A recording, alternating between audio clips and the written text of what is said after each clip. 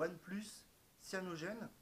Aujourd'hui, je vous présente Cyanogen Mode 13 Unofficial pour le OnePlus X. C'est Vito et vous regardez la pause tech. Si vous connaissez un petit peu le monde des smartphones Android, vous avez forcément entendu parler de ROM custom. Alors, je ne vais pas développer ce que c'est qu'une ROM custom, sachez tout simplement que c'est, on va dire, un système Android qui a été modifié par des passionnés, par des développeurs, qu'ils soient professionnels ou non.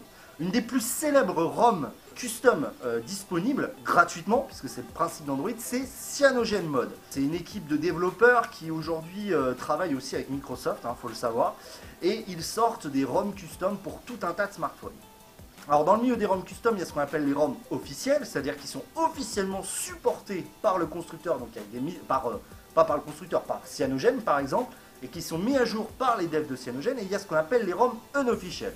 C'est-à-dire qu'on peut récupérer n'importe qui, un développeur qui a des connaissances, peut récupérer on va dire, tout le code de Cyanogen et l'adapter à un smartphone. Et c'est aujourd'hui, on va en parler sur le OnePlus X, puisqu'un développeur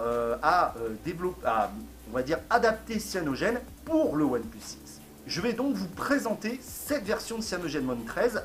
Je vais donc vous parler de la date. C'est important en fait, parce que les ROM custom sont des devs indépendants, sont mis à jour très régulièrement. Là, c'est la compilation du 21 janvier. Vous allez voir dans la présentation juste après. Je vais donc vous faire un tour global des fonctionnalités de cette ROM. Et ensuite, je reviendrai face à vous pour vous parler un petit peu des performances et de mon ressenti avec cette ROM. Est-ce qu'on peut l'utiliser tous les jours? Et puis, je vous parlerai un petit peu comment la flasher. On y va tout de suite. Donc on va passer un petit peu en revue les fonctionnalités proposées par donc cette version de Cyanogen Mode 13.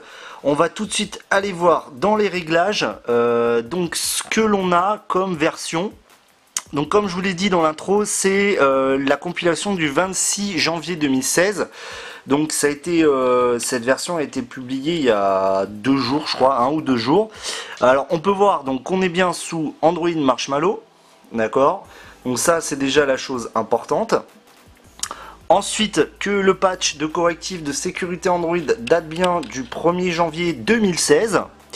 Et voilà, donc ça c'est la première chose. On va passer en revue un petit peu les fonctionnalités, puis ensuite je vous donnerai un petit peu mon avis sur les performances, etc. Alors déjà dans les sans filet réseau, rien de particulier, tout fonctionne très bien. Le réseau fonctionne parfaitement, je dirais qu'il est peut-être un petit peu moins performant que sur la ROM Oxygen OS. Des fois il y a des petits décrochements, mais c'est vraiment pas rédhibitoire. Dans le son, rien de particulier. Dans l'affichage et voyant, on va avoir le live display, donc en fait ça permet d'optimiser la teinte de l'écran suivant les heures. On va peut-être avoir une teinte plus chaude avant d'aller se coucher, histoire d'éviter de fatiguer trop les yeux. On va avoir l'affichage en mode veille, donc en fait quand vous allez avoir une notification, l'écran va afficher la notification, etc. Le double tap to wake up, le double tap pour mettre en veille, donc le double tap pour mettre en veille se fait en haut de l'écran. Ça marche pas trop mal, il y a certains moments où ça décroche un peu sur ce build. Empêcher un réveil accidentel, donc ça c'est pour utiliser le capteur proximité pour éviter toute utilisation un peu inattendue des gestes. Donc interface, fond d'écran, bureau étendu, on peut gérer la densité de pixels, alors ça je crois que c'est que quand on est root. Après il n'y a pas grand chose. Voyant batterie, donc bien sûr on peut paramétrer les voyants, on peut choisir quelle couleur de voyant s'allume suivant quelle application, etc. Ça c'est assez classique, c'est un peu plus puissant que sur Oxygen OS quand même. Thème, donc on a forcément le moteur de thème de chez Cyanogen qui vraiment permet de configurer un petit peu à peu près tout, que ça soit les icônes, la police, le fond d'écran de verrouillage, l'animation, démarrage de son, donc il y a tout un tas de trucs sur le Play Store. Les notifications, donc on peut choisir de désactiver les notifications fontantes, on peut se mettre en mode ne pas déranger. Donc là j'en profite pour parler de l'alert slider qui est plus ou moins opérationnel. Donc là par exemple il ne fonctionne pas, c'était censé être réglé sur cette mise à jour, il semble que ça soit pas tout à fait le cas, donc à voir dans les futures mises à jour. Ensuite on va avoir l'écran de verrouillage, donc là on a le mode de verrouillage, etc. Bon, rien de bien particulier. Les boutons, donc là encore on peut paramétrer soit les boutons on-screen comme moi j'ai là, soit les boutons hardware. Alors à noter que les boutons hardware pour l'instant fonctionnent assez mal, on peut pas les paramétrer, et en plus le bouton menu, enfin multitâche, en fait il faut appuyer longtemps pour avoir une multitâche, sinon c'est un bouton menu moyen. Les gestes, on retrouve les gestes classiques qu'on avait, appareil photo, musique, lampe de poche, et le retour haptique c'est la vibration pour valider l'activation. La batterie, donc on peut avoir plusieurs modes de batterie différents, donc économie d'énergie, efficace, équilibré, rapide, performance. Alors je vous avoue pas avoir testé, ça va dépendre je pense du kernel. Activer les profils par application, donc ça c'est un système qui va optimiser soi-même la batterie. Donc là on a toujours l'économiseur de batterie et optimisation de la batterie, donc là on va pouvoir optimiser certaines applications, d'accord, voilà, donc là elles sont quasiment toutes optimisées. Sécurité, rien de bien particulier dans sécurité. Dans mémoire, donc là forcément on va avoir la RAM. Vous pouvez voir qu'en fait Cyanogen gère plutôt bien la RAM, puisqu'on est en moyenne à 1 Go d'utiliser avec toutes mes applications installées, donc c'est plutôt pas mal, et on peut gérer les applications au démarrage, donc on peut empêcher certaines applis de se lancer au démarrage. Propre. Utilisateur, ça c'est classique. Accueil, donc là c'est que j'ai mis, donc de base on a le launcher trébuché qui est le launcher au Cyanogen. Moi j'ai mis Google Now Launcher. Alors le launcher Cyanogen permet de paramétrer pas mal de choses. Maintenant je conseille de le changer rapidement parce que c'est pas non plus un launcher de fou. Profil système, bon là on a différents profils paramétrables au niveau des sons, etc. Barre d'état, donc on peut paramétrer la barre d'état.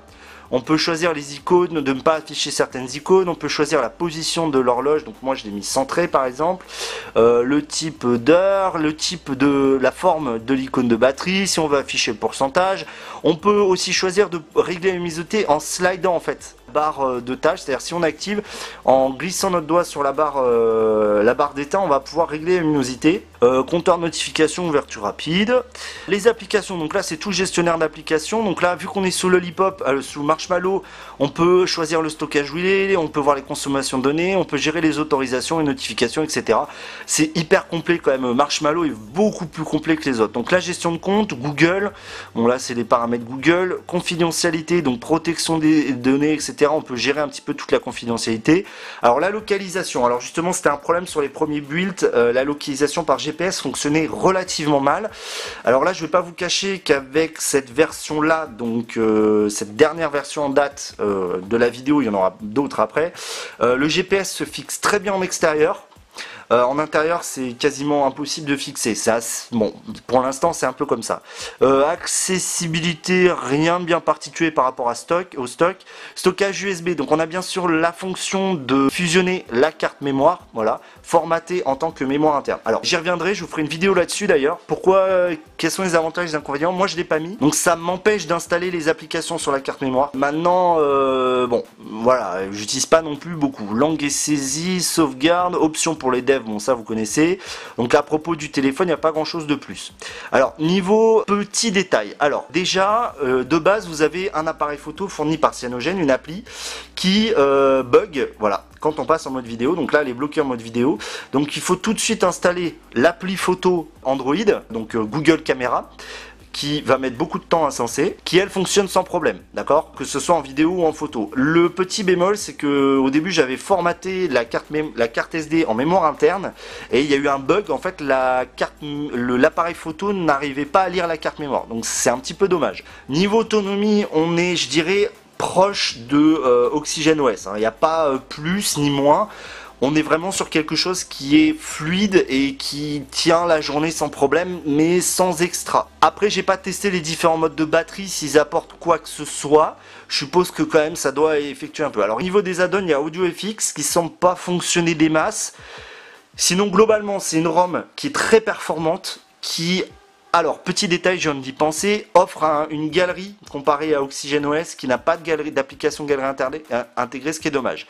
Niveau jeu, pareil, c'est top, mais je vais y revenir tout de suite dans ma conclusion. Alors comme vous avez pu le voir, cette ROM est ultra complète, beaucoup plus que Android stock, et même plus qu'OxygenOS qui est déjà une ROM un petit peu custom. Alors, les points très positifs de cette ROM, c'est qu'elle est déjà stable, même si officiellement c'est encore une ROM en phase de test, c'est-à-dire que il y a encore pas mal de bugs. Vous avez pu voir notamment le petit alert slider qui n'est pas encore totalement fonctionnel, les touches physiques sensitives qui ne sont pas encore fonctionnelles, les petits bugs de gestion de mémoire avec la caméra d'origine, vous voyez, il y a le GPS, etc. Il y a encore plein de petits bugs, mais globalement cette version de Cyanogen Mode 13 développée, je crois que c'est Archwin, le nom du développeur que je remercie. Cette ROM dans cette version est plutôt stable, utilisable tous les jours, il n'y a pas de gros bugs à noter. Faudra bien être en extérieur pour utiliser GPS, mais sinon globalement c'est une très bonne ROM. Niveau performance, elle est très fluide, j'ai pas noté de gros lag, même dans les jeux auxquels je joue, il n'y a pas de lag, c'est pas vraiment, c'est une très bonne ROM. Si je devais la comparer par rapport à OxygenOS, je dirais que si vous voulez vraiment Marshmallow, vous pouvez essayer cette ROM. Maintenant, si vous cherchez comme quelque chose de stable, restez sur OxygenOS qui certes pour l'instant est toujours sur Lollipop. Il n'y a pas donc les fonctionnalités de fusion de la carte micro SD avec la mémoire interne. Mais vous allez avoir une stabilité accrue et puis tout fonctionnera parfaitement bien dans l'écosystème. Maintenant, si vous êtes comme moi, que vous aimez toujours avoir la dernière version d'Android, vous pouvez y aller. Je dirais pas les yeux fermés, il faut y aller en toute connaissance de cause. Il faut savoir de quoi on parle parce qu'il faut quand même débloquer le bootloader. Il faut ensuite flasher un recovery. Il faut ensuite sauvegarder votre ROM, votre système complet. Il faut sauvegarder les modems.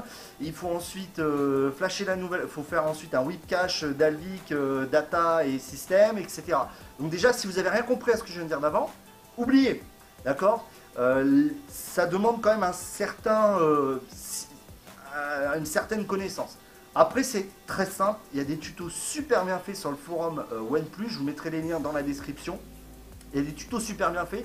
Il suffit d'avoir un ordinateur Windows, de télécharger l'Android SDK, tout sera indiqué dans le lien, vous inquiétez pas. Alors le lien c'est en anglais, je vous avoue que je ne vais pas me taper toute la traduction, c'est assez explicite. Si jamais vous avez des questions, n'hésitez pas à les poser. C'est tout pour cette vidéo, c'était Vito pour la pause tech et VitoStech aussi, enfin pour tout ce qu'on veut. Si vous avez aimé, abonnez-vous, partagez la vidéo, vous êtes presque 800 aujourd'hui à être abonnés, je vous remercie énormément, ça me fait plaisir. Et puis je vous donne rendez-vous à samedi pour les news de la semaine. Salut les amis!